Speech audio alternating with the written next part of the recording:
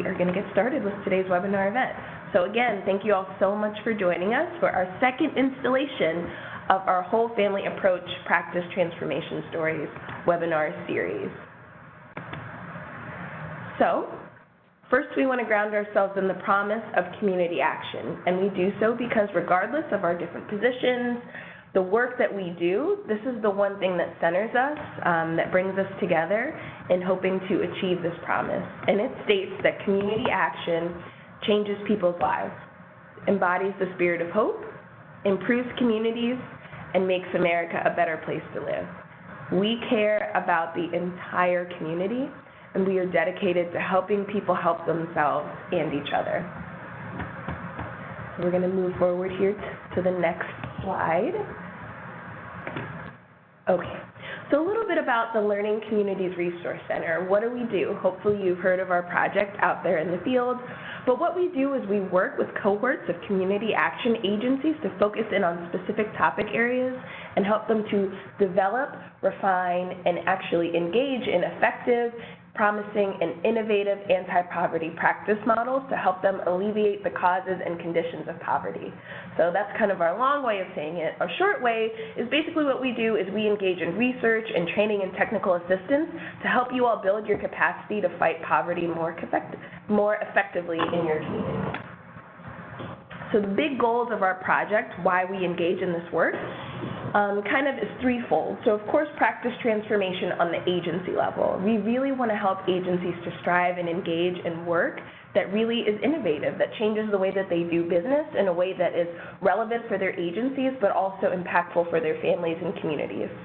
Of course, this will lead to changed lives, again, in communities across the United States, but thinking about how we can leverage that impact to think about agencies then taking this work, thinking about replicable models and how we can inspire and create change across America, but also to help you all think about how to create thriving communities. So thinking about your position as community-based organizations, if you can think about practice transformation and the work that you're doing in your agency, imagine how you can then take that to partner with others in your community to really create healthy, thriving communities across the United States.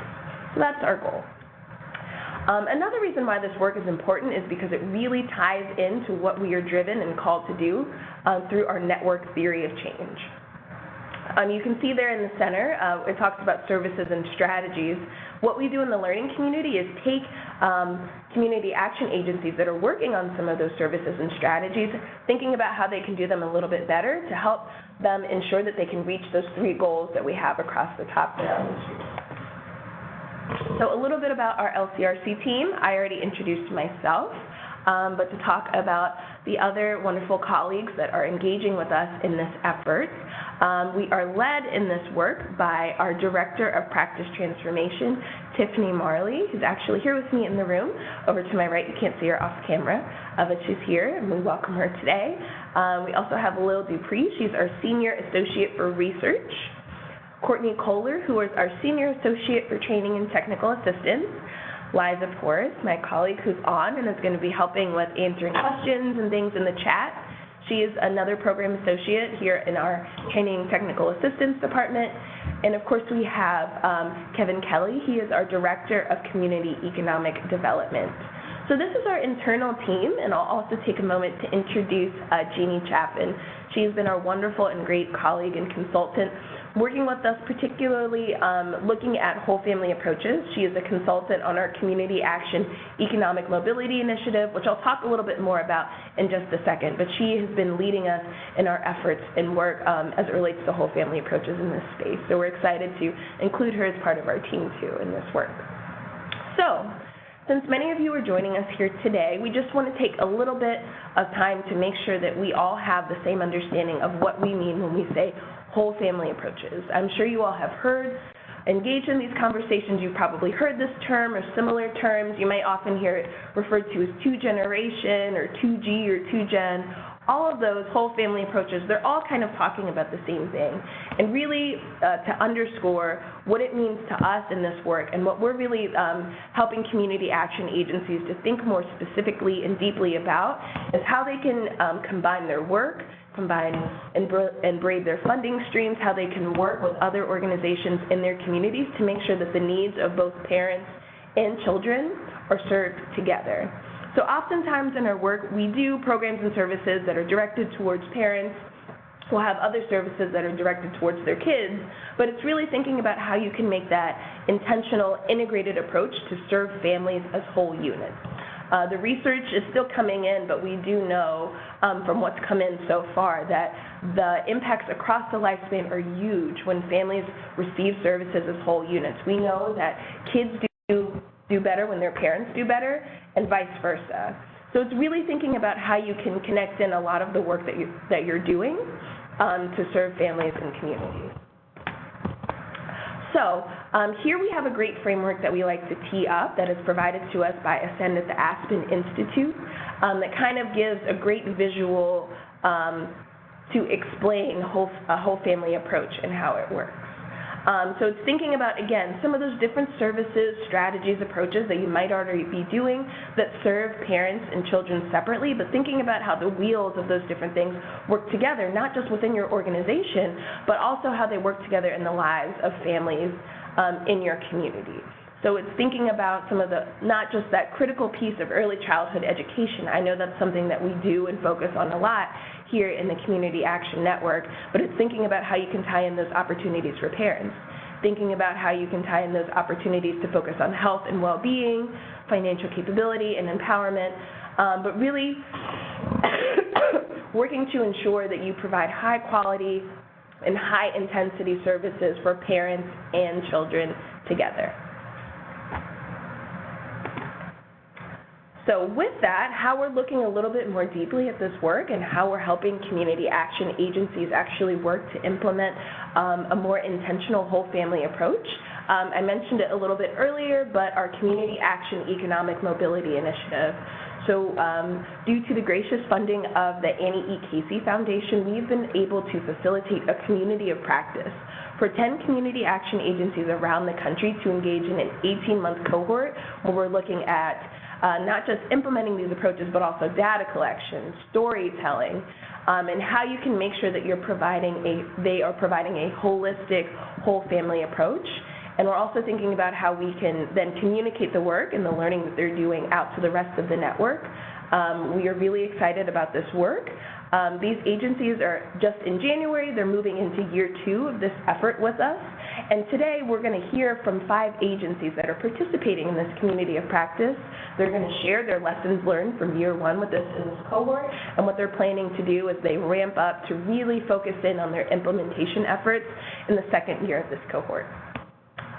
So without further ado, I'm going to turn things over to the agencies. Now we're going to take some time to hear from your community action peers, kind of what brought them to this space, why they were interested in pursuing a whole family approach, and what they've been able to accomplish over the course of their first year with us in this cohort. We are so excited and thrilled by the work that they're doing, and we're really excited to give you all an opportunity to hear from them today. So with that, first we're going to turn things over and hear to our friends in Missouri. We are going to hear from Central Missouri Community Action. So whenever you all are ready, please feel free to unmute, and we'll click through your slides. Just let us know when it's time to move forward. So whenever you're ready, you can get started. Well, good afternoon. Can everybody hear me? You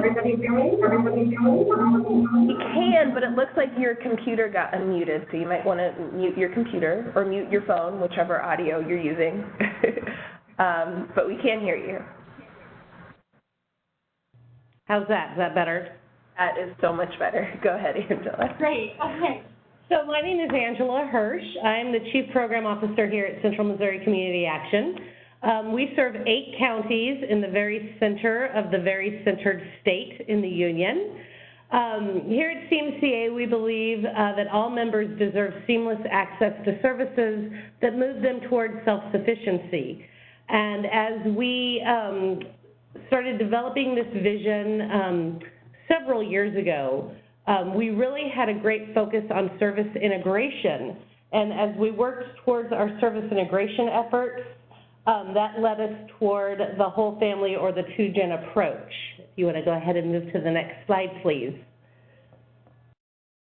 So this whole process started with our agency strategic plan that we put into effect starting in our fiscal year 2018. And in that strategic plan, our first priority area was about service integration, these discussions about how we take all of the different programs and services that Community Action, and specifically our Community Action Agency, has to offer to families and ensure that families are able to not only access those services, but recognize the potential that those services have, even if maybe they just came into the agency for energy assistance, for example, or to enroll their child in Head Start. We wanted to make sure that just because one service was made available didn't mean that they couldn't access everything else. As we worked through that service integration piece, we started recognizing that and hearing more and more about this 2-gen model and this 2-generation approach. So in September of 2017, we took a visit, a road trip, if you would, to Tulsa, Oklahoma, and visited CAP Tulsa to get a first kind of look at what a 2-gen program might look like fully implemented, and get some ideas on how we might be able to do something similar here in Central Missouri. We wanted to make sure that as we're working with families and bringing them together with our resources, that we were fully integrating our adult goals along with our child goals, and recognizing that as we work with both generations, securing that family strength, that also in turn makes our communities stronger. So then in probably November of that year, we got word about the community of practice and made our application to be a part of the community of practice. And we're very, very excited when we were offered to be a part of it. Working through that, started to identify, okay, what do we need to do to actually be able to implement this 2-gen approach within our own agency. So if you want to move on to the next slide. The first thing we had to do was create a new theory of change for our agency. And so what you see here is our CMCA theory of change. The idea behind this is that it can be applied to any family, regardless of what situation they are in, what socioeconomic group they fall within. We believe that all individuals, in order to be resilient, need 3 common supports, if you would, to achieve that resiliency. And these circles at the bottom represent those 3 areas of support that include social connections, family well-being, and economic stability. And as those 3 areas of support come together towards the top, you see that they all embrace the family as a whole, leading to resilient families. And our belief is that as we provide these supports around families, leading them to resiliency, that moves from social mobility through relationships all the way to thriving communities, which is the absolute end game in what we are doing. If you want to move to the next slide, please. So this is what our agency logic model looks like. When you look at the agency logic model, we really wanted to try to determine what the impact of a whole family or 2-gen approach would be within our agency, and how we could measure success with our 2-gen approach. It's really easy for an organization to put together a really pretty theory of change, but not really have an idea of how you measure the impact that you're having through this process.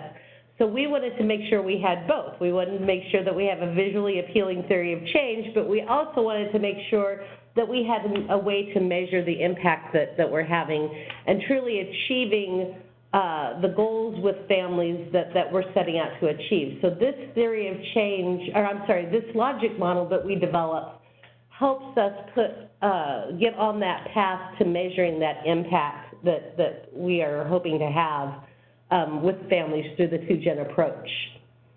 Next slide, please. So our milestones over this first year, before implementing our 2-gen approach, we spent 7 intensive months of training our direct family service workers. We call these staff our family development specialists. So for 7 months, they spent time training on everything from agency systems and input to tracking and measuring outcomes and activities to understanding. We had staff that came from the Head Start world to understanding the CSBG world. We had staff from the CSBG world to understand the Head Start world and how we would merge those two together, because our plan was and continues to be to focus on our Head Start families to begin with for our 2-gen approach. We identified a new family self-sufficiency assessment that has proven reliability. This feeds into the measurements of the whole family success that you saw in our logic model. It was very important to us to have a self-sufficiency assessment that had already been vetted and had already been tested and identified as reliable, because again, that data that we get back from those assessments is so important to be able to see the progress that we're making with families. This also helped us progress toward full agency integration. For the first time in our agency's history, we are utilizing what we are calling braided funding. None of our staff are funded from one single pot to do this work. We have integrated and blended Head Start funding, CSBG funding, with some other programmatic funding. So, because we don't want anybody to say, well, I work for Head Start, or I'm working with community services, or what have you. I'm working with families, and the resources that I have to provide to these families encompasses everything that our agency does. We implemented the whole family approach in September of 2018. That's also the same time that we implemented the self-sufficiency matrix. We will have 1 year of impact data in June of 2019, which we are very excited about. We currently have 2 quarters, if you would, of data that we are just now starting to really get into and evaluate and look at. We are piloting a data governance tool with the Annie Casey Foundation that has been very eye-opening for us in identifying all of the different data systems that our agency uses, which I'm sure we are not the only ones out there that use a variety of data collection systems. And it's also a guide that is leading us towards an agency data plan so that we can streamline our data and hopefully eventually get to the point where there's one centralized system where we can pull everything out of. The other thing that we were very, very intentional about is making sure that the whole family approach and the outcomes that we are measuring and the work that we are doing aligns not only with the Roma NPIs, the family NPIs and the community NPIs, but also with the Roma Next Generation and the requirements that we have as a community action agency to meet at the state and national levels as well. Next slide, please. Our challenges that we have identified, I mentioned already the data system integration. Here in Missouri, we have a variety of funders from different state departments that receive federal monies that are allocated to us, but each state department has a different data requirement or data system requirement. And of course, none of those systems talk to one another. So our data integration is very difficult at this time. We have on here that it's impossible. It's just very hard. My hope is that that impossibility becomes a possibility at some point. Our caseloads, we have identified some challenges in the caseloads that our family development specialists are carrying. We have a desire to lower those so that true relationships can be developed. We are seeking additional funding to support our whole family approach. Right now, we are relying very heavily on CSBG and Head Start funds for this initiative. So because our caseloads are larger than we would like for them to be, we have less time for community engagement. But that is, again, something else that we are working toward. Our goal in this first year was really to focus on the family and the family support work that we are doing. And then as we move into year 2, how do we take that family support work and identify what changes might need to be made within a community so that a community can better support families. And then balancing the responsibilities for staff has also been a challenge. We initially started this out by identifying, as I mentioned, our Head Start families, but we also wanted to engage our Housing Choice Voucher families, or families that were receiving housing aid through the Section 8 program. That has proven to be very, very difficult. I think part of that engagement with our Housing Choice Voucher families is because we're not really sure how to engage the children of those families, and that is something that we're still trying to work on. There's been some resistance to the change, not only by some staff, but also from some of our families. When we first introduced this to our Head Start families, some of the response was, why do I have to meet this other person? Why so many visits? What is it that you're trying to do? So those are some of the challenges that we've looked at. Our next steps over the next year, we've got our assessment for impact, and we'll be looking at that for quality improvement. Next year, we will be conducting our community needs assessment, so the information that we pull from this initiative will have a huge place in that assessment. Feedback from the frontline staff. We just had our first feedback meeting the 1st of March, which went very, very well. So utilizing the feedback from staff is going to be critical as we move forward. Our member focus group is coming up in the next couple of months, so we'll be utilizing the feedback from our actual participants and getting ideas from them on what is working, what is not. We'll continue funding searches to support this initiative and continue the whole family culture, if you would, within our agency. And then, of course, ongoing is our professional development of our frontline staff.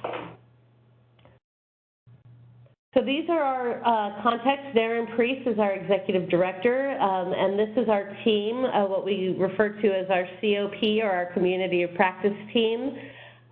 Each of these individuals has worked very, very hard on planning and developing and implementing our whole family approach. And any questions that you may have about what we've done here in Central Missouri or are doing, you are more than welcome to reach out to any of us, and we will be happy to share our experiences with you.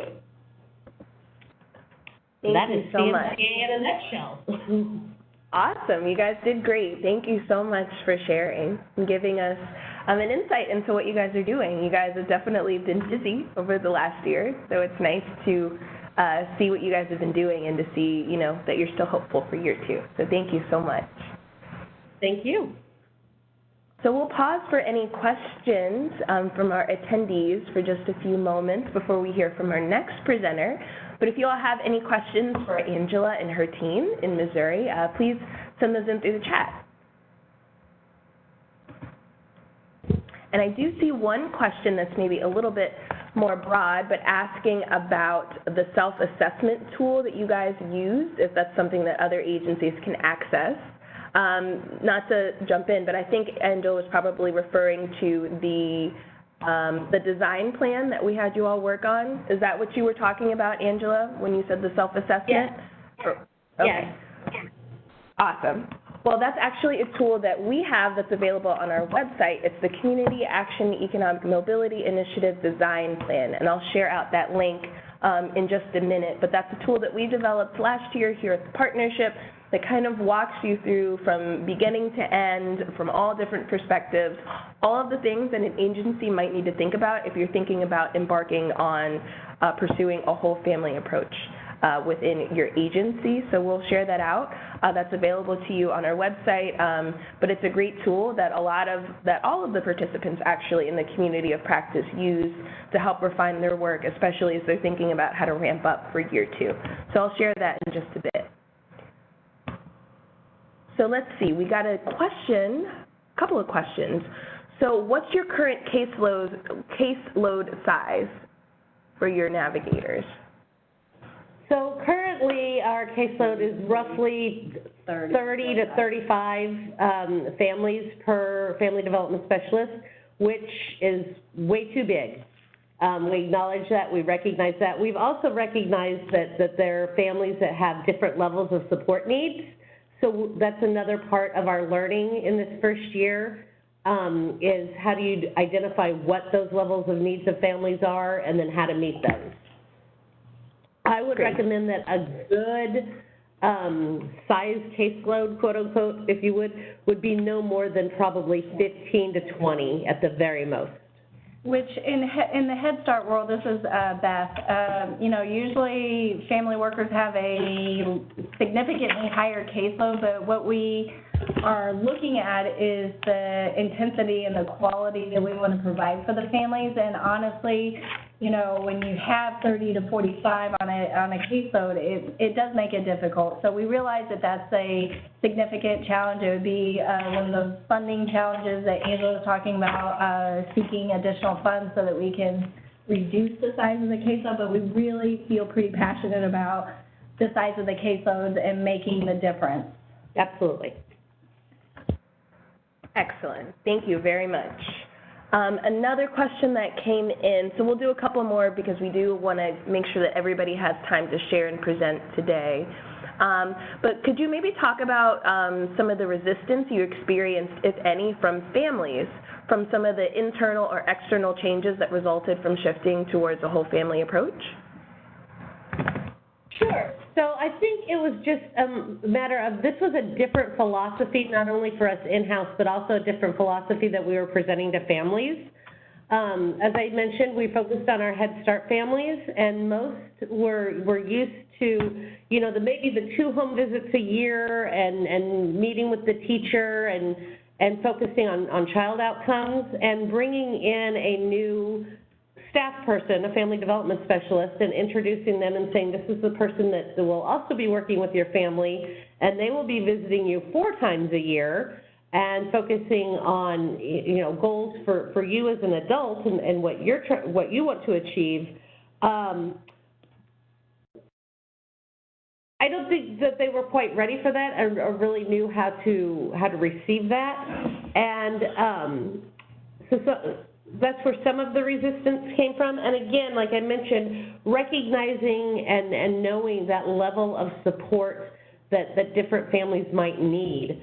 We have some families in our Head Start program that are doing relatively well and don't feel like they need as intensive support as maybe some other families are interested in. So that's where some of that resistance came in. I think that if we had to do it different, going back from the very beginning, probably would have done a little more introduction to families of this process before actually assigning them a family development specialist, and letting them know kind of the overall goals of a whole family approach and their opportunity to be a part of it. Excellent. Thank you so much for that additional insight. And I see we have quite a few questions coming in. I do think we need to move ahead to our other presentations, but I'll put back up here on the screen, you have the contact information for our wonderful team here at Central Missouri. So feel free to reach out to them with your questions. We'll also, like I said, we'll be sharing out a recording and also a copy of the slides from this presentation, so you'll have their contact information there, so you can reach out for any additional questions or some of those more specific questions that I saw come up about data collection and reporting and those types of things. But CMCA team, thank you all so much for sharing, and we're going to jump ahead to our next agency team who is presenting today. Now we're going to hear from our friends in Sonoma County. CAP Sonoma team, whenever you're ready, you can go ahead and get started.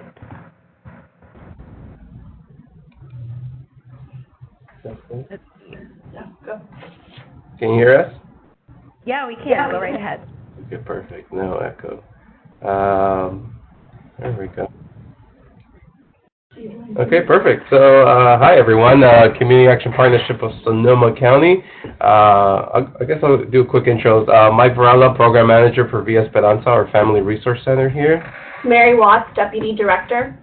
Marta Tilling, Assistant Director of School Readiness Programs. And Susan Cooper, Executive Director.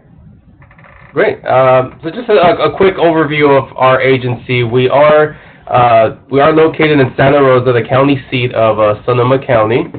And yeah, I'll just dive right into it. Our mission here at CAP Sonoma is to partner with the community to empower low-income families through community engagement, health and wellness, education, and financial stability strategies. The way that we look to accomplish this, to eliminate poverty, is by investing in families through partnerships with other organizations, advocacy efforts, and high-impact programs. The center that I manage, V. Esperanza, we're the agency's Family Resource Center in Southwest Santa Rosa, which is an area that is majority Latino and other minority groups. And kind of to get a better idea of the population that we serve, in Sonoma County, Latinos account for just under 25% of the population. And in the region that we serve, that our Family Resource Center serves specifically, 65% of the population is Latino or Hispanic descent, with about 50, for the county, about 50% of the current students in our school districts are Latino, and 42.6% of those Latino children are in poverty. So you can see the need, the dire need for the work that we are doing in our agency and at the center. Next slide. Oh, so this was our graphic representation of our theory of change. And we look, well, it's pretty self-explanatory, but our main goal is families are able to move up the ladder of opportunity, strengthen the community as a whole. And we had our target populations, and we really sort of are focusing on the Esperanza as a pilot. And so this would be mostly families with young children, mostly 0 to 5. And we were thinking that they would come to community action, however they came, by referrals or through other partners or our other programs, come and we would assess their needs. They could either take advantage of all the programs we have at CAP and or partner services that we are traditionally and increasingly referring our participants to, and hopefully as they receive services so that we see them rising up the ladder of opportunity, we call it, out of vulnerability to our desired outcomes, which are economic stability, health and well-being, academic achievement, and community engagement, like our mission. And hopefully, it was important to us to have a vibrant and resilient Sonoma County as a goal, partly because we had just had the fires, and the county was sort of reeling from that, and now we've had the flood, so it continues to be important to us. Next slide. So we actually kind of started with the whole family approach before we joined the community of practice, and a lot of it was because of our partnerships that we've had with other organizations. Mostly the Sonoma County Human Services Department invited our Assistant Director of School Readiness to participate in the CAP Tulsa trip, which was mentioned in the previous presentation. And we were able to see firsthand how the whole family approach was implemented in Tulsa. And what we realized was that we were missing a key element, which was what we have called the mobility coach. And that's someone specific to help families navigate services and really have families design their own goals and a pathway to achieve those goals. So we were able to make that connection, and then we created a collaborative with a lot of the partners you see on the screen in order to address the whole family approach in Sonoma County, and our agency became the pilot for it for Sonoma. We then also connected with the Office of Child Abuse Prevention for the state of California, and we're able to get funds to work on financial education, specifically with Your Money, Your Goals curriculum with families, children 0 to 5, in order to prevent child abuse and neglect. And so we were able to use those funds to roll that into our whole family approach and really focus on the 5 gears of the 2-gen model. And really the biggest one that we were missing was that financial piece for families 0 to 5. So we really wanted to strengthen that. And then we also had an opportunity to work with JobLink of Sonoma County on workforce development programs, specifically for undocumented population, which is a significant amount of the clients that we serve. And we're able to also roll them into our whole family approach. And all of these different families were getting one-on-one services through our mobility coach, as well as the other workforce or education or early childhood programs or financial services. Next slide. So this is our mobility coach, and she's going to talk a little bit about the program because she wasn't able to be here today. So if you can click on the image to play the video.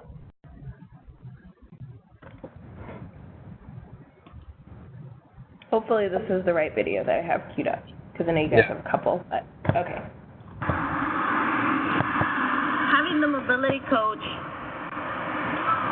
it is making a difference in the families, because compared to the past, we would just be providing the GED classes, but there was a part missing, and the mobility coach came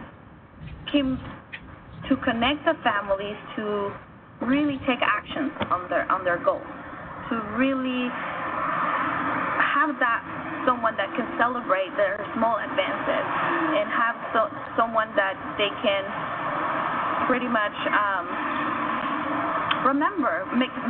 remind them about their goals and remind them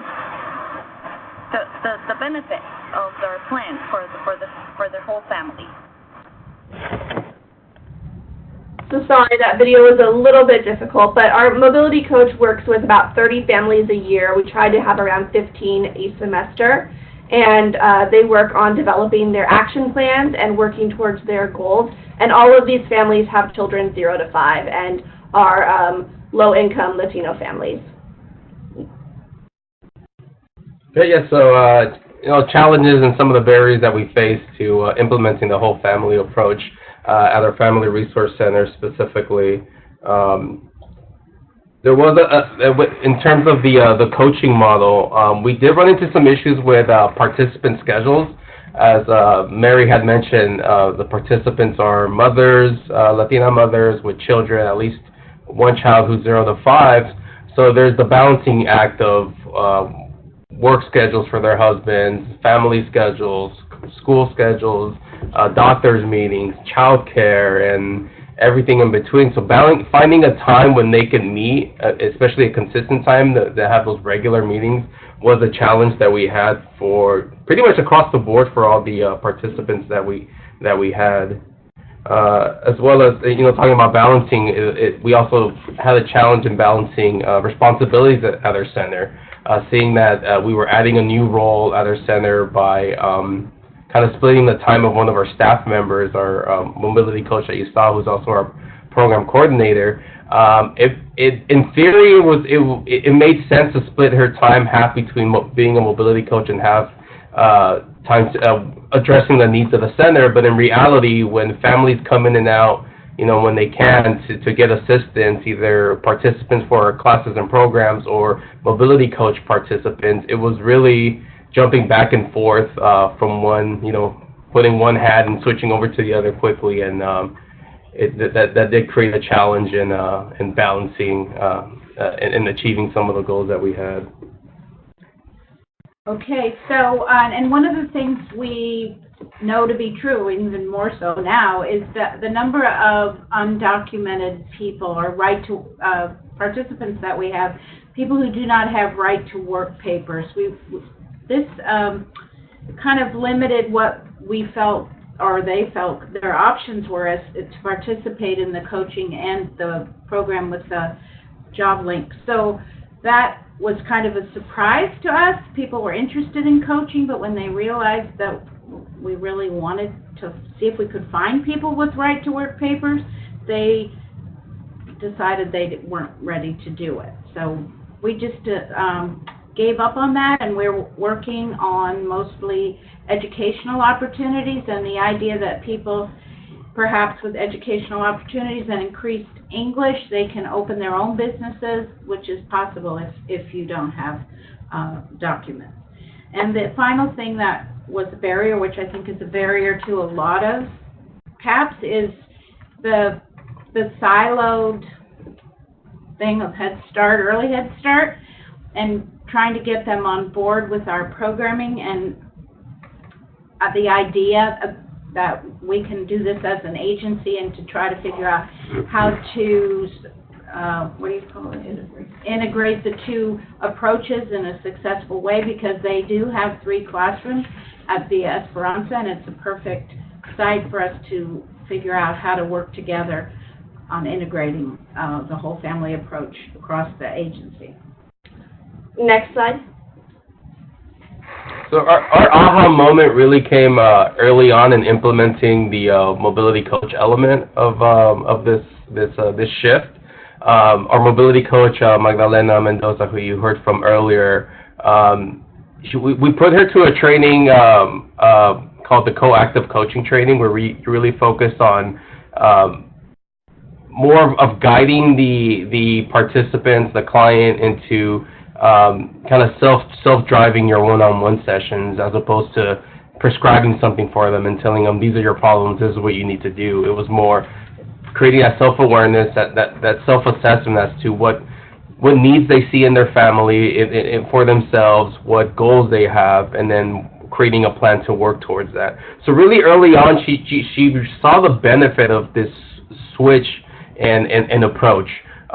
She noticed that at first clients were a little taken aback that they were actually in charge of these one-on-one sessions. They were pretty much used to case managers who told them what they needed to do, as opposed to working with them to find a solution together.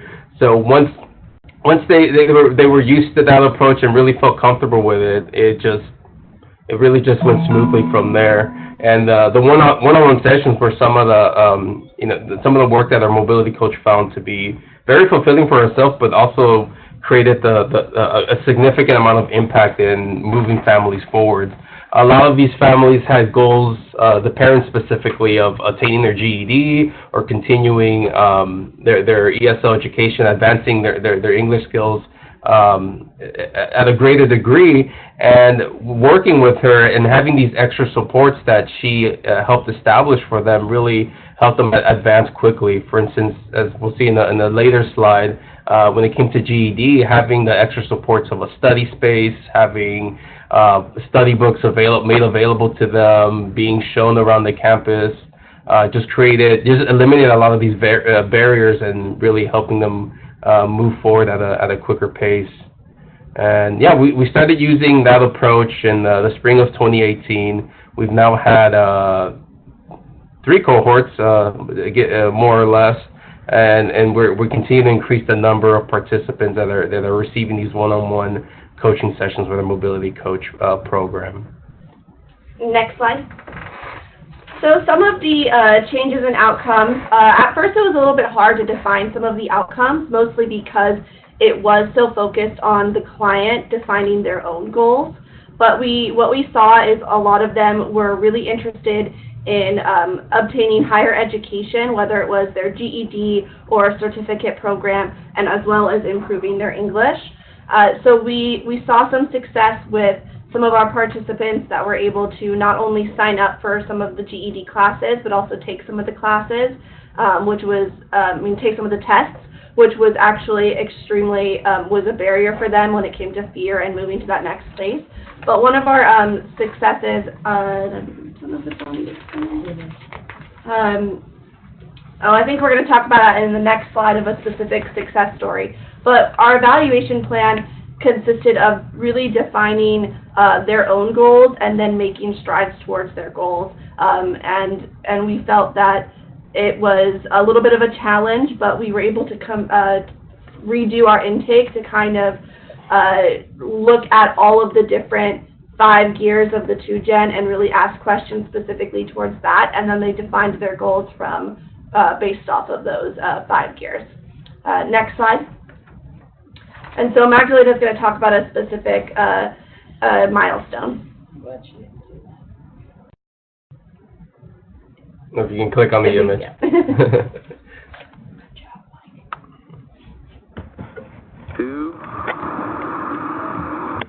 We were able to see the mobility coach success on one of our students. Her name is Joni. She started coming to the Esperanza to take ESL classes and conversation. Her focus was just to learn English. Right after we started the one-on-one mobility coach sessions, she had her plan of learning more English so she can find a job and she can do her citizenship test. This semester, she accomplished all of her goals. She finished her 5 tests for the GED, and she also did her citizenship test, and she passed it. And so that's the best example of the students that we have here. They're motivated. They have their plans. It's just the lack of resources and the lack of having someone that could show them and help them to connect them with existing resources.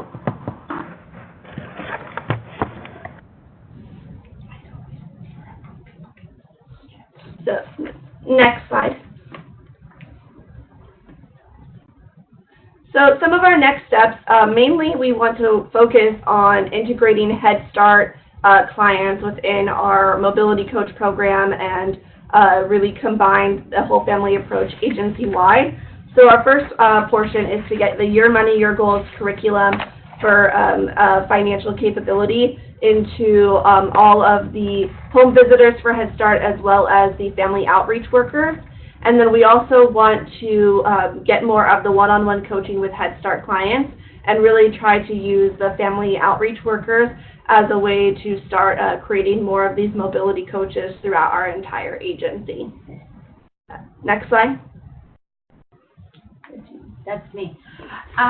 So what do we see in the future? Our inspiration is obviously to incorporate the whole family approach, starting at the Esperanza, which is really a sort of a small pilot, and hopefully getting it into the entire agency. At the Esperanza, we are looking forward to one of our largest school districts combining schools at that site, so bringing in an extra 450 families from a Spanish immersion school, and we are looking towards having what we call a real community school, where we will have resources for the entire family available, and we have a lot of support from the school district to do that. So we're really excited about that, and someday we hope to have funding to have a lot more mobility coaches. And I think that concludes our presentation. If you have any there we all are. And any questions, we'd be happy to answer. Thank you.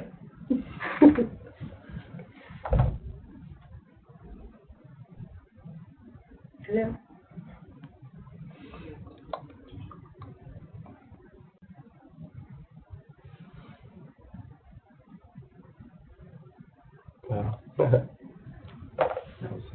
We're finished. I'm not sure if there is.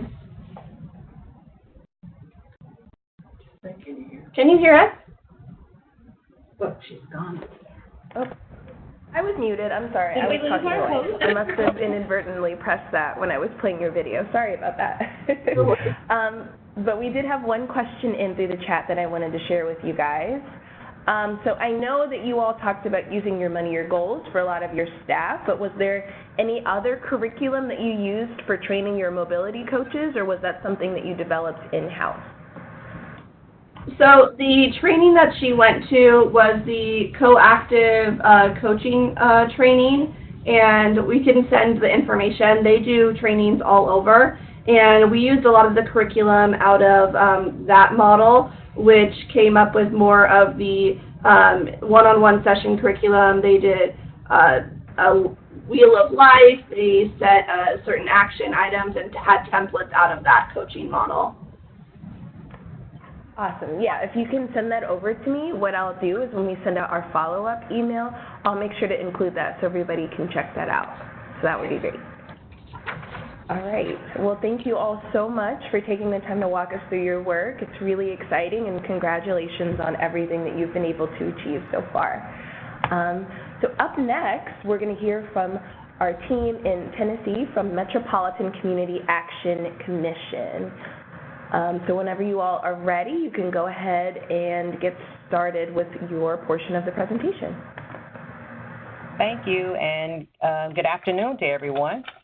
Hopefully our volume is okay. Can you hear us okay without the echo?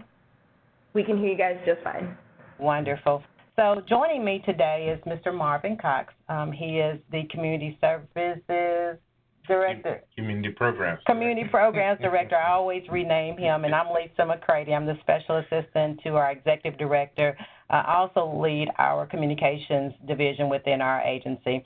And so we just wanted to give you kind of a quick background of who we are. We are the Community Action Agency serving Nashville and Davidson County.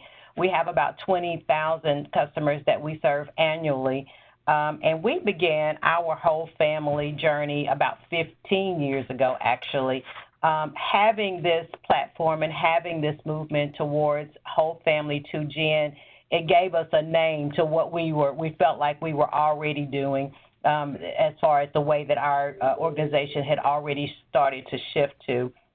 And so we began de-emphasizing programs as it relates to the Head Start program here, the Community Services program over there.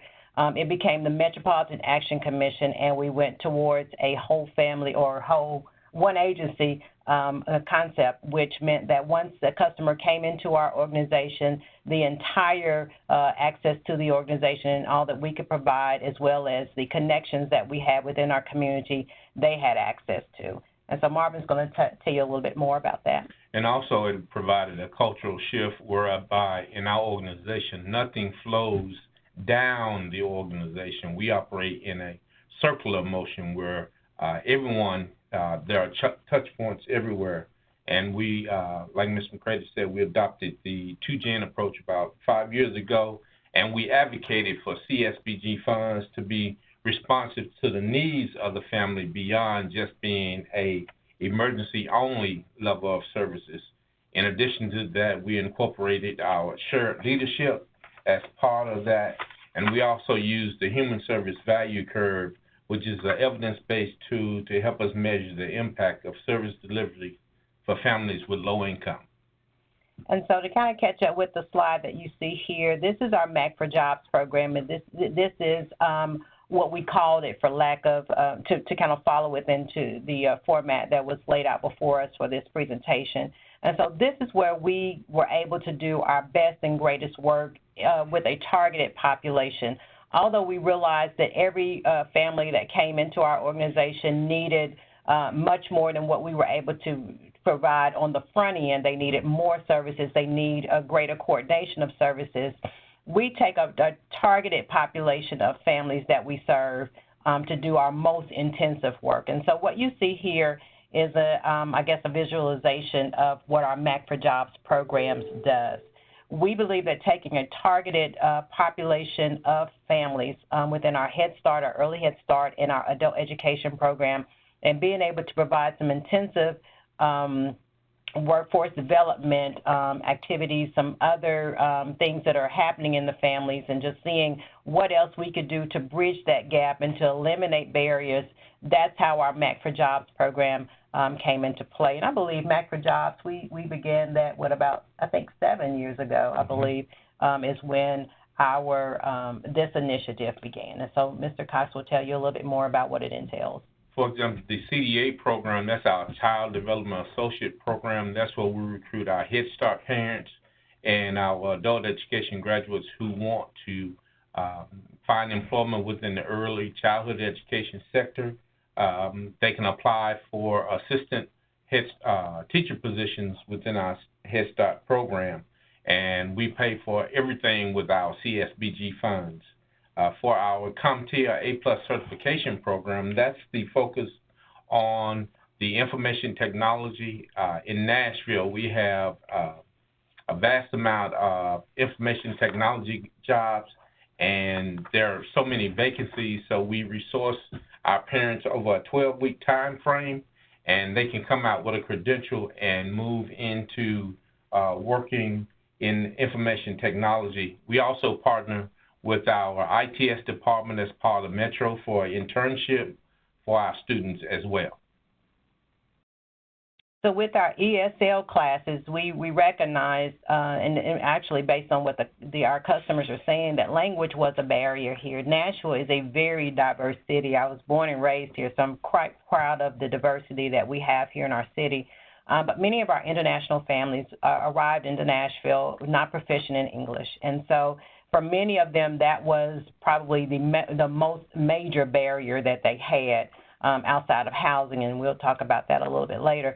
And so we're able to offer an ESL class or we do offer an ESL class for our Head Start families, early Head Start families, that want to strengthen or improve their English proficiency so that will not be a barrier to any employment that they are seeking. Our adult education program is for adults who are seeking their high school equivalency. And so in addition to us preparing them for that testing, which is a classroom experience as well as an online experience for others who want to learn that way, we're able to help them in some pretty detailed areas, all sections of the test. We've been very blessed to have some very knowledgeable instructors that are able to understand the strengths and weaknesses of the adults that are coming in and being able to empower them to pass that test. In addition to the high school equivalency, also a part of that is the college prep program. And so we have connections here with our local community colleges and four-year colleges where adults are enabled to apply for positions or for college entry. We do support the entry fee along with the textbooks that are needed. The next program under our MAC for Jobs program is our Youth Technology Summer Camp, which we're in the 4th year of. And so the older siblings of Head Start and Early Head Start children are able to apply. And so this is for teenagers between, I think it's 13 to 15 now. That's we correct. did shift the ages. And so that's where they are able to be engaged in the summer. This by far is one of our, one of the stellar programs as it relates to moving through our human services value curve, and just how we've been very generative. It's a generative model there, because there was an increase in the amount of violence within our city that either included a teenager that was being a part of it, meaning that they were the actual person committing these crimes or they were victims of these crimes. And so what we wanted to do is empower and engage our young people within the city to have opportunities in the IT field, because earlier, as Mr. Cox said, that is one of the fastest moving fields within our city here and pretty much in other parts of the nation. And so we were able to get children or young people connected to these high-level Fortune 500 companies where they were able to have hands-on experiences in coding, animation, just to name a few, just different areas of information technology, just to see if there was an interest there. What they found out is that everything revolved around some level of technology, and so we've been very blessed to have some very great camps campers that have come in and great experiences.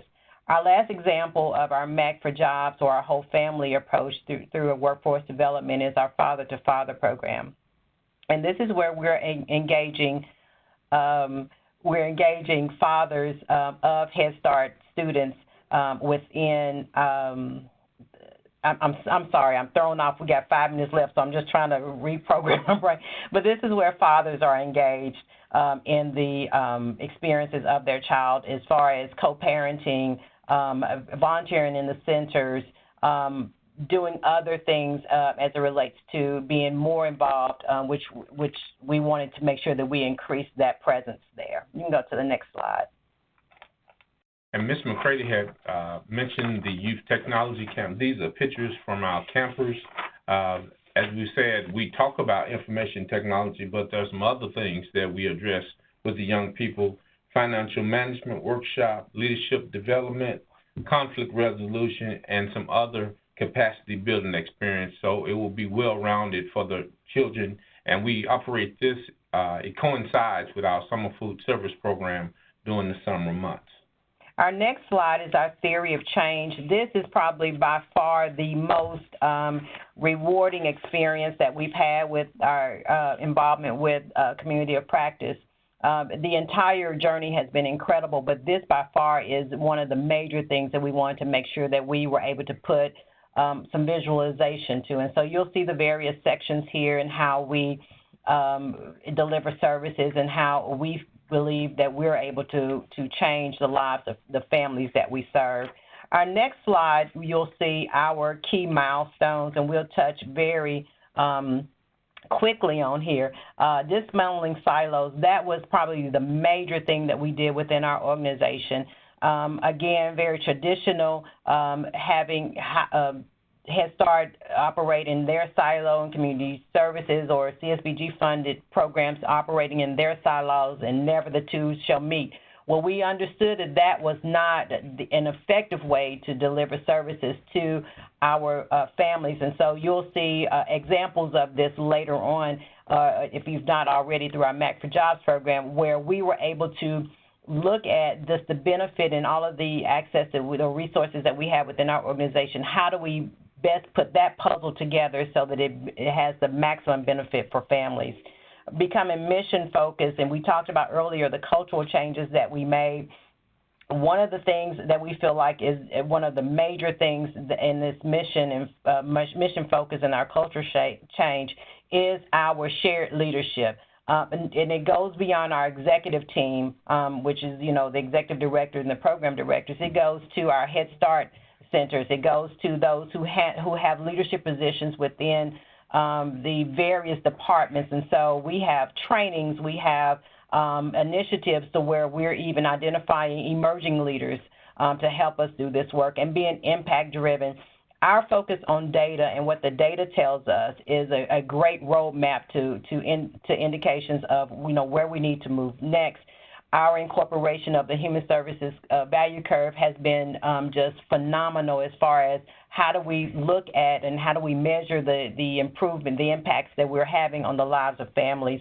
We're also a part of, hopefully we're in the next round of the Kresge funding that's out that will help us to do even more changes or even more work within the whole family 2-gen work, and as far as supporting us as a next-gen organization. And so we're waiting to see if we were among the finalists, and so we'll hopefully hear that soon. We also think or know that customer voice is very valuable, and customers, not just the customers who come in, but also our staff members on understanding the needs of the families that we serve. The next slide that we'll move to talks about the challenges and the barriers. One challenge, of course, was getting our staff to fully comprehend the how-to of the whole family 2-gen model. We've allowed some creativity also with ongoing training as it relates to that, and also our funders not being comfortable with the new approach. As we mentioned earlier, we were very heavy on the emergency side, but we knew that the CSBG funding allowed us to have some flexible funding. So we've been able to engage our funders, and that was with the initial commissioner. And then when the next commissioner came in, she was very open to allowing us to use our CSBG dollars in a very different way. Our aha moments, the next slides, we had to say goodbye or have the courage to say goodbye to people who couldn't move along in this continuum. We had people who found other positions or retired or whatever the case may be, but it was really important for us to have the right mindset throughout the entire organization.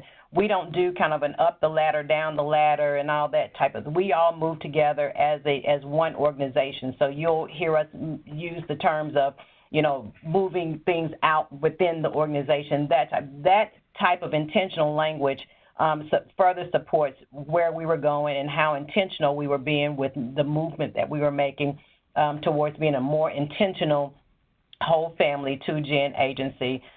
We began to see real traction in helping our families with getting out of poverty. So it wasn't the emergency things that we were priding ourselves on and being able to accomplish. Yes, we needed to do that, but we were looking at how many families got out of poverty and they no longer qualify for the services that we administer. That was, to us, a true indicator of how we were moving families through.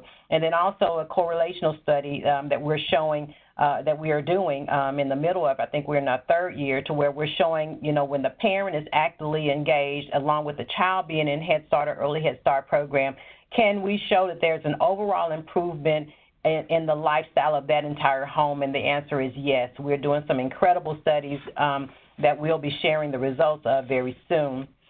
So what changed is our next slide. As Marvin talked earlier, we can go to the next slide, about the funding, the more flexible use of funding, moving from the emergency-only concept to being able to serve whole families. So he mentioned earlier about the CSBG funding being used for our Head Start funding.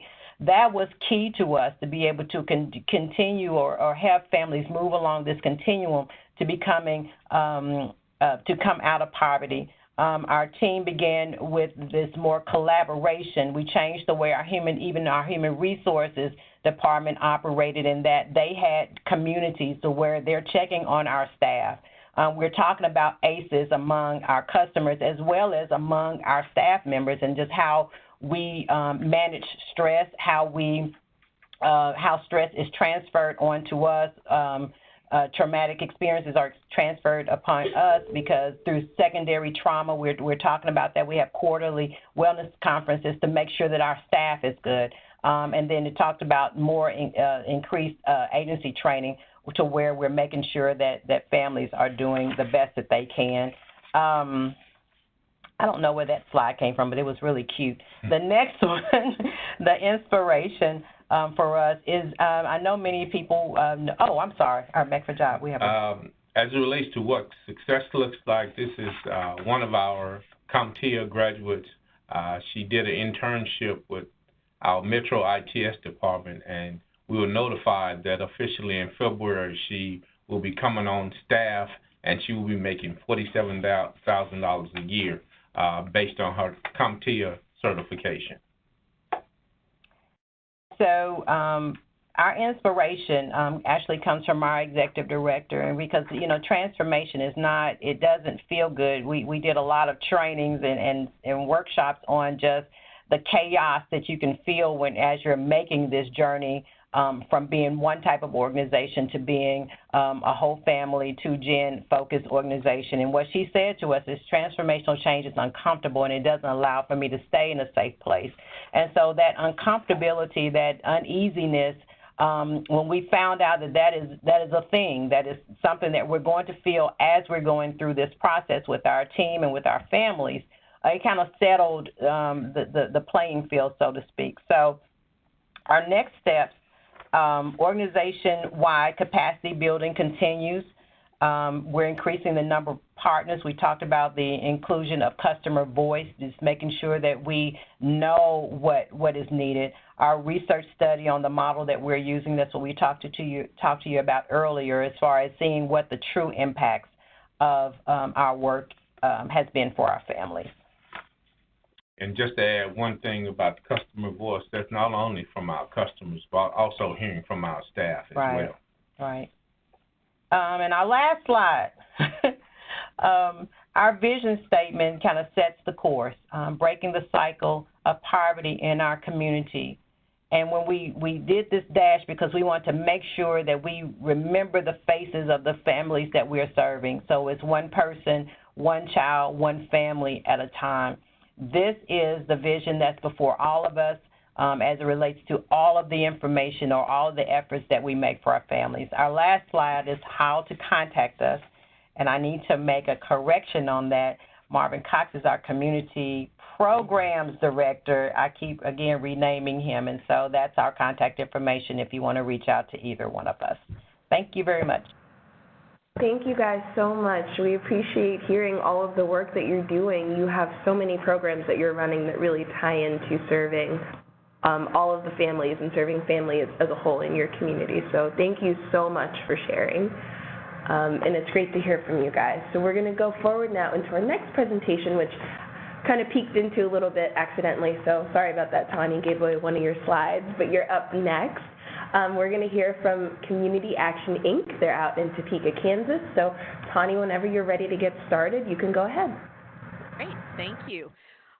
As you guys can tell, we've had just an incredible group of folks to learn from as we've been through this process. And so as much as you're picking up today, that's what we've picked up through this entire journey, is really being able to share from folks that are doing great work. I'm, a little embarrassed to say that our agency, I feel like we're sort of the babies of the group, because we are not, I'm not going to lie, we are not as far along as any of the agencies that you've heard from so far today. But I will tell you and share with you where we are, and maybe that will help some agencies that may be in the same place that we were or are today. So we have implemented our programming under the title of Community Action Partner Services. And basically, our organization initially started this work by refocusing on mission and becoming really clear about our agency mission. And since then, we've had this truly dynamic team made up of staff from across our agency exploring and researching and strategizing how we can take that first step, which was to better integrate our services so that we are surrounding families with a more holistic effect when they come into the organization. But we realize that that's just the first step, because if we're providing services that aren't the right kinds of services to help people out of poverty, then we're still not meeting the mark with our mission. So that effort's taken us 2 years, and we go live on April 1st with our transition into the bundled services, the integrated services arena. So our next journey started when we were accepted into the community of practice, because we know that those are incredibly powerful strategies. Just to give you a little insight into our agency, here's our North American headquarters right here in little old Topeka, Kansas. We're what I would call a medium-sized, very typical community action agency in many ways. We run, Head Start, weatherization, housing, and a bunch of grassroots programs. We're about a $5 million annual organization with a staff of 88. So that's how we're moving into this. Our theory of change is really based right now on our integration of services. So this only begins to capture some of our whole family approach concepts that we've learned from our friends in this community of practice. Our mission is to move people from poverty toward prosperity, and we know that there are several ways that we can do a better job with the opportunities we offer to make that happen. The cool thing about this theory of change graphic is that if you look at it not as a theory of change graphic, but just sort of from a far distance, it can also look like a terrifying three-legged, one-eyed monster. So that's pretty cool, and I think that's going to be the standard for our theory of change graphics going forward. Some of the milestones that our agency has experienced, you can read them there, but I really want to focus on number 3, and that was our focus groups with low-income people. If I leave you with anything today, I want to emphasize how powerful that has been for us. Between June and August this year, well, no, because that hasn't happened. Last year, between June and August, our team conducted 29 focus groups with 156 low-income people. We gathered information about what it was like to live in poverty, how we defined low income and how we defined poverty, what the barriers were, and what types of approaches might help people get out of poverty. So we were able to use that opportunity to ask 156 different low-income people, what do you think about a two-generational approach? And although we didn't do a deep dive, we did get enough information to know that that's something our agency has pretty solid evidence that would be successful moving forward.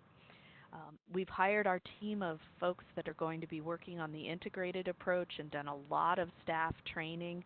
We just got news that we got funding for an agency-wide data system, so that is a tremendous help to getting us to where we want to be and measuring what's going on throughout the organization. And now we've started some conversations with key partners, and we're talking about what kind of prototypes we can put into place.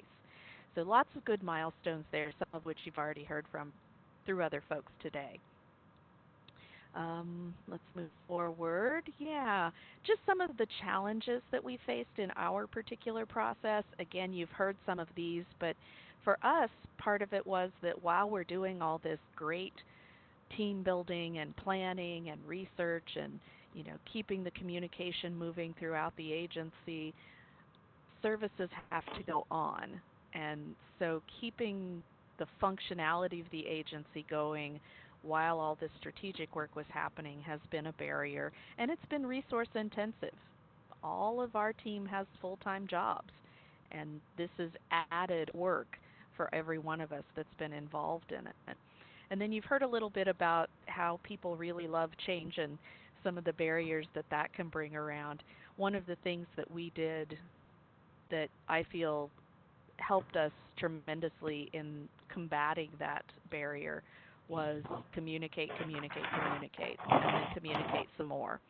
So by the time we reached our all-staff meeting, and by the time that, you know, we rolled this out formally to the board, both of those groups had heard about it enough that they were already using the language and they were prepared for what we were bringing forward.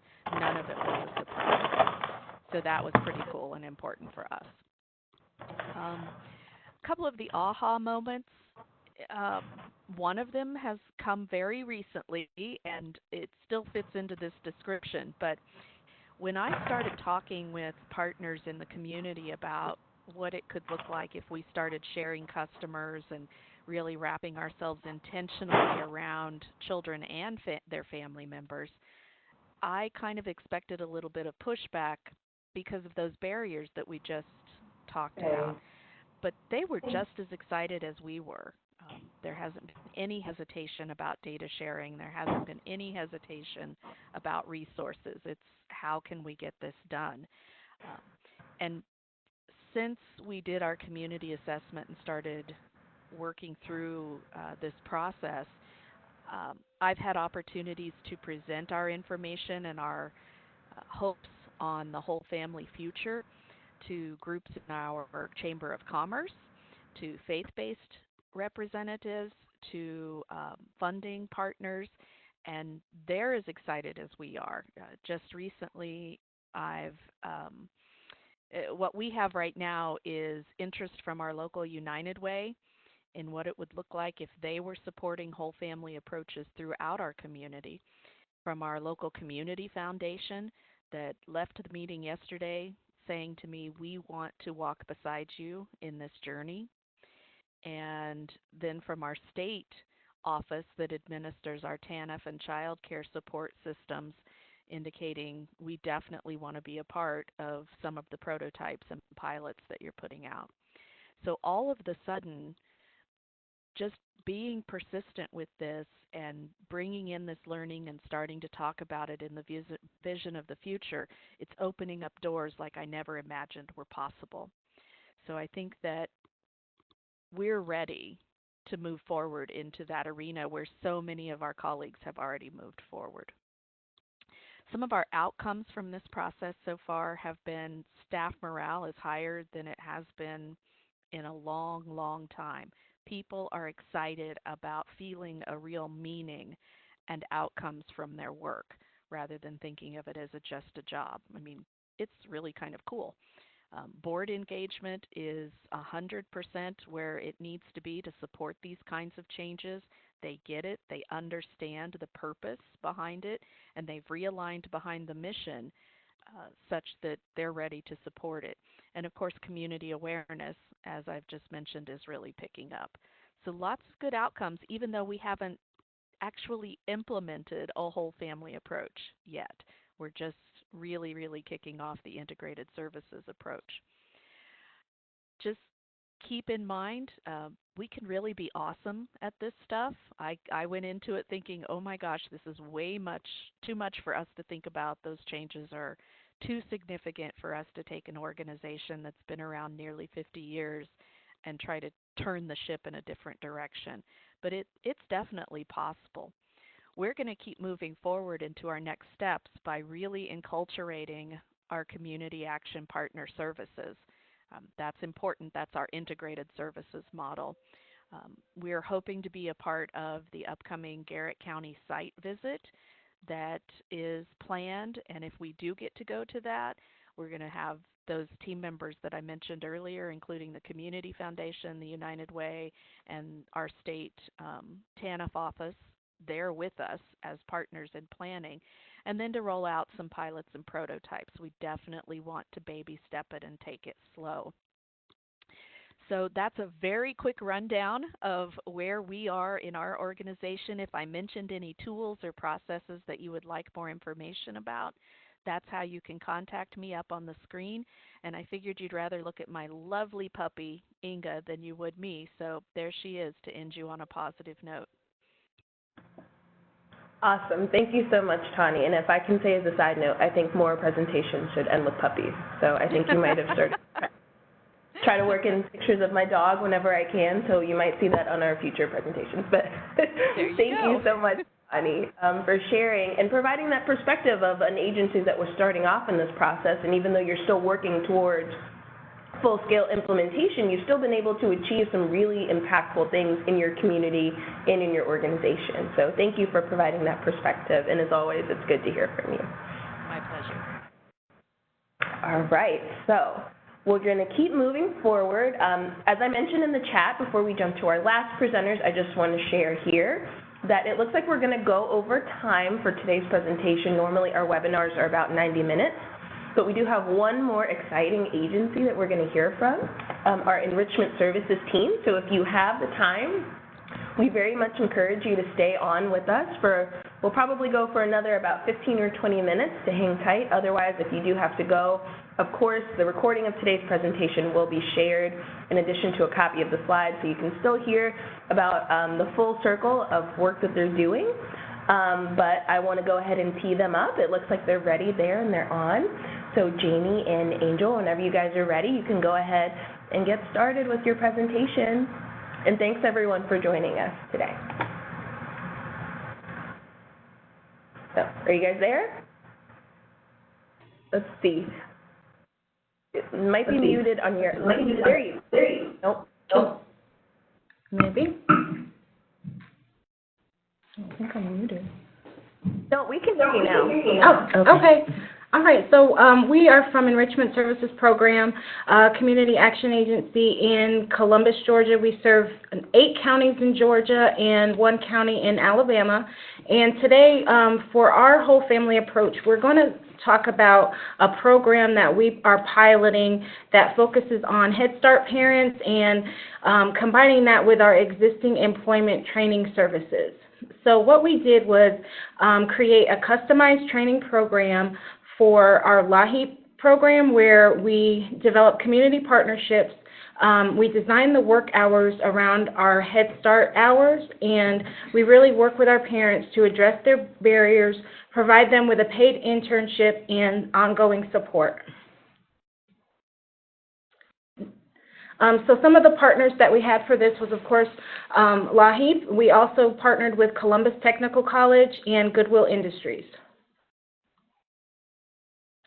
What brought us to this whole family community of practice was really our focus on integration of services. And that was a top-down approach from our CEO on down to our frontline staff, really trying to integrate mainly our largest program, which is Head Start and Early Head Start, across the agency into our community services programs and all of our other programs, really focusing on eliminating silos. And we also participated in the bundling services to improve outcomes learning community from 2015 to 2017. So the first thing that we did was had roundtable discussions. So members of our whole family team went to our early Head Start facilities, and we met with those parents, and we had some questions that we asked them just to get a consensus of what exactly they felt the need was, and then that led us to understand what type of solutions that we needed to create that would address that need. So one of the things that we wanted to keep in the forefront was that our main goal was to focus on families and design services and programs to make families stronger. So the first thing we did was listen. As Angel mentioned, we had these roundtable conversations with all of our early Head Start parents. We wanted to focus in on a smaller group of people that are going to be in the program longer. So we targeted early Head Start parents, and we sent out special invitations for them to attend the focus groups. So the second thing that we did, we took that information from those focus groups, and then we sat down to brainstorm some innovative solutions that will once again address the needs that they discussed in those roundtable discussions. So our third step was recruitment.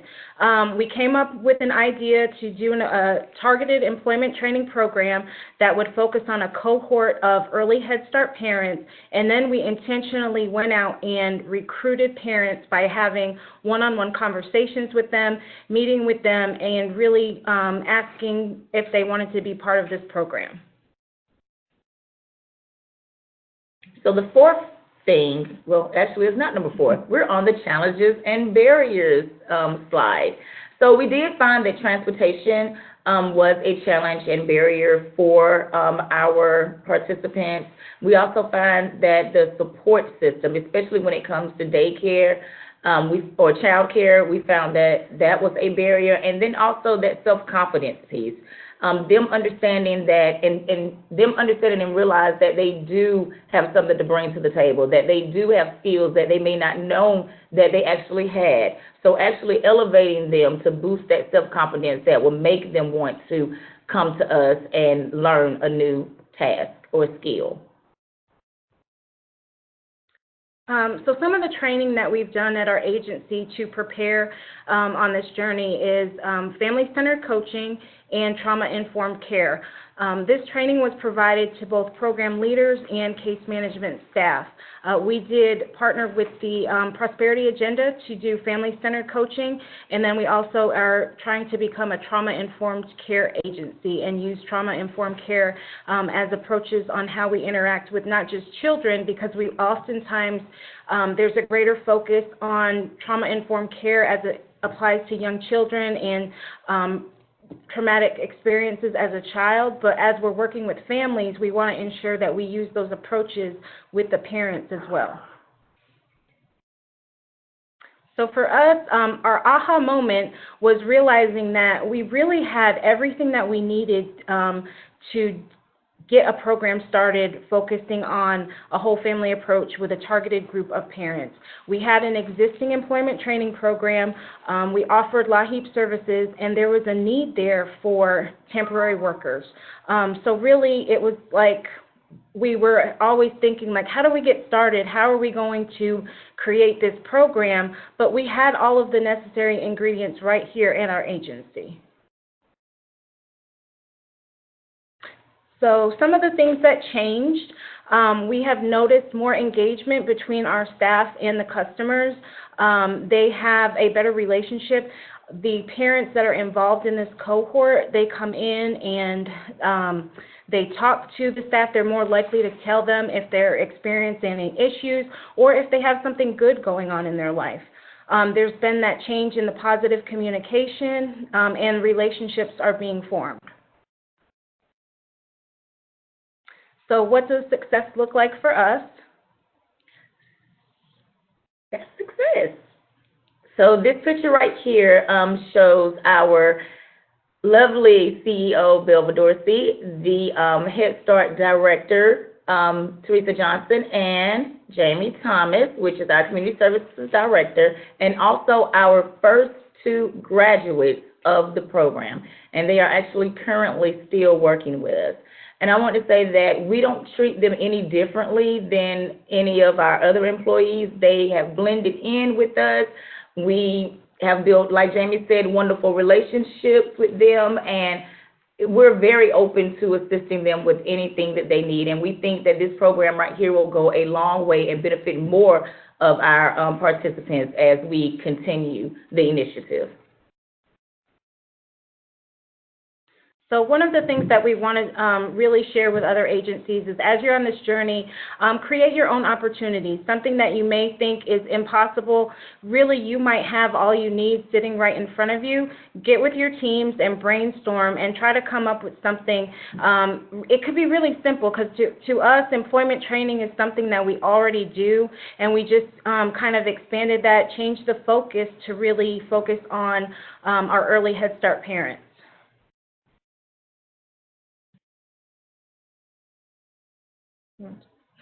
Oh, hope on some Scrabble tiles.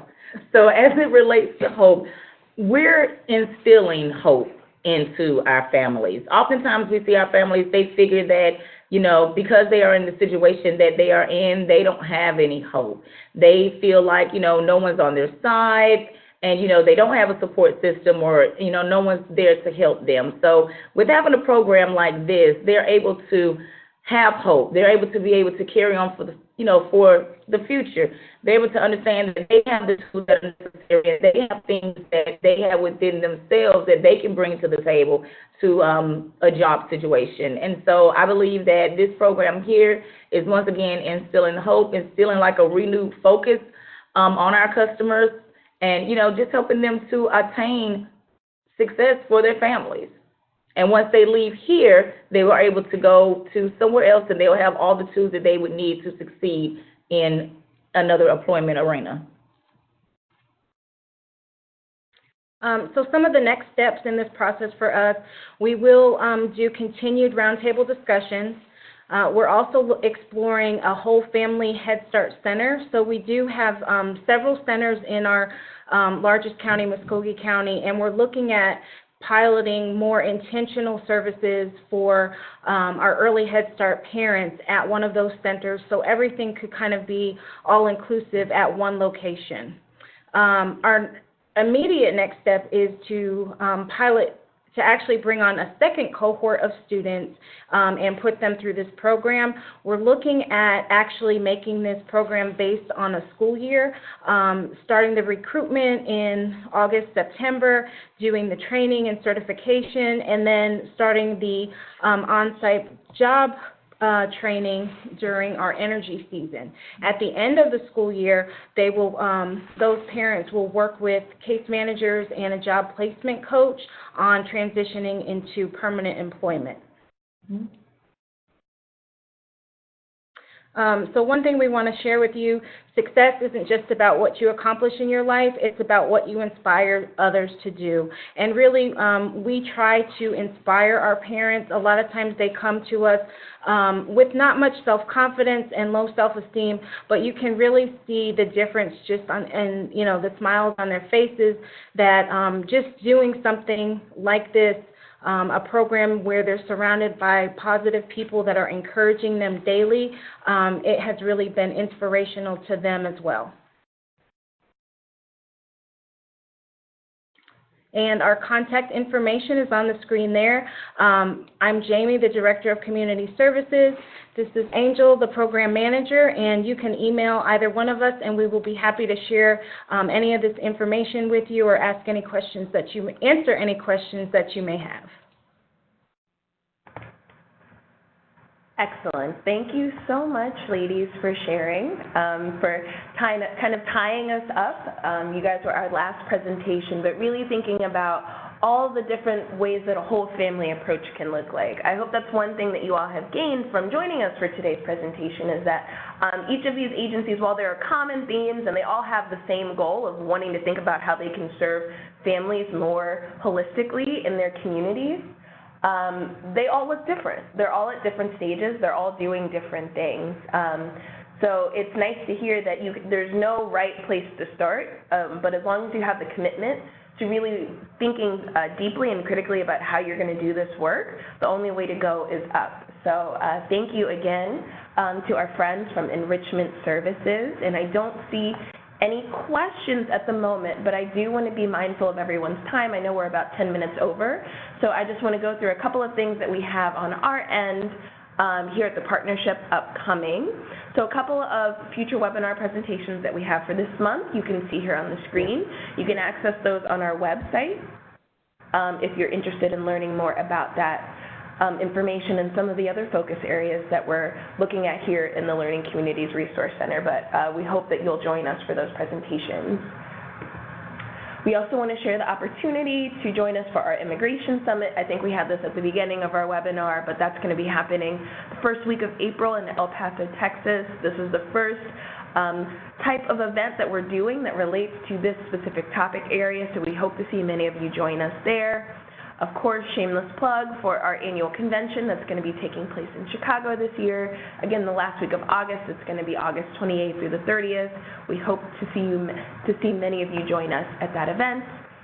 Please share any feedback, comments, thoughts that you had on today's presentation. We do actually read your survey responses, and we use that information to inform not just future webinar events, but also content for our in-person trainings and our annual convenings that we do here at the national level. So once we send out these slides and we send out the recording link, we would very much appreciate if you would take just a few minutes. It's about 3 or 5 questions just to let us know what your thoughts were and how we can provide more content and more showcases to you all as it relates to this work.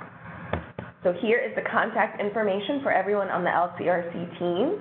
Please feel free to reach out to any of us with any of your questions, comments, or concerns. I think Jeannie's contact information might be missing from this slide, so I apologize about that, Jeannie. But we can include that in our follow-up email. So if you have any questions from her, kind of to follow up on what we're doing here from the partnerships perspective and how we've engaged agencies in this work, I'm sure she'd be more than happy to talk to you all and kind of guide you through our thoughts there. So with that, I want to wrap up, be mindful of everyone's time. I want to thank you all so much, those of you who stayed with us for about 10 minutes over our presentation time, but we hope that this was engaging and relevant for you all as you see what it looks like for agencies to embark and engage in a whole family approach at different stages and in different places in our community action network. So we appreciate you all so much. We hope to see you next time. This won't be the last time we're talking about this topic area, so we hope to see you for our future webinar events. With that, that is going to conclude today's webinar presentation. Thank you all so much. I want to give a huge shout out and congratulations once again to all of our presenters. We appreciate your time and effort that you've put in over the last year. It has been a lot. You've achieved a lot. So congratulations to you. And that's going to conclude our webinar. Thank you so much for joining. Have a great day.